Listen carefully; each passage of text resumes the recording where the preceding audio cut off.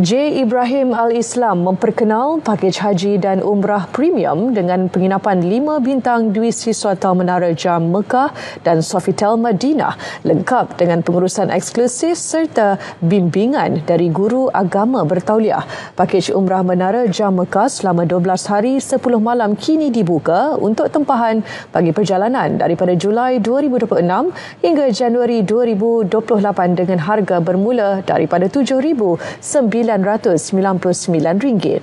Pelanggan hanya perlu membayar RM100 untuk tempahan tarikh keberangkatan pilihan. Produk kami adalah produk Menara Jam Mekah. Makna kata semua J. Ibrahim Al-Islam mereka hanya akan tinggal di mana? Di Menara Jam Mekah. Baik haji, baik umrah.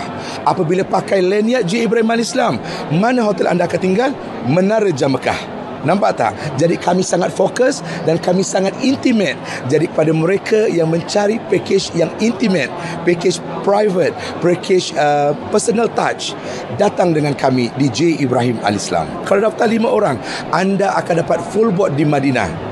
Apa lagi ditunggu? Jaminan sehingga 2028. Daftar sekarang hanya RM100. Anda boleh lock sampai tarikh keberangkatan pada 2026, 2027, 2028. 4 pakej haji ditawarkan termasuk pakej Nirmala istimewa terhad kepada jemaah awal yang terpilih beserta surat tawaran dengan harga bermula RM54,898. Selain itu, turut disediakan pakej Bashirah dengan harga bermula RM69,898, pakej Balkis RM99,898 dan pakej Shindai dengan harga bermula RM135,898.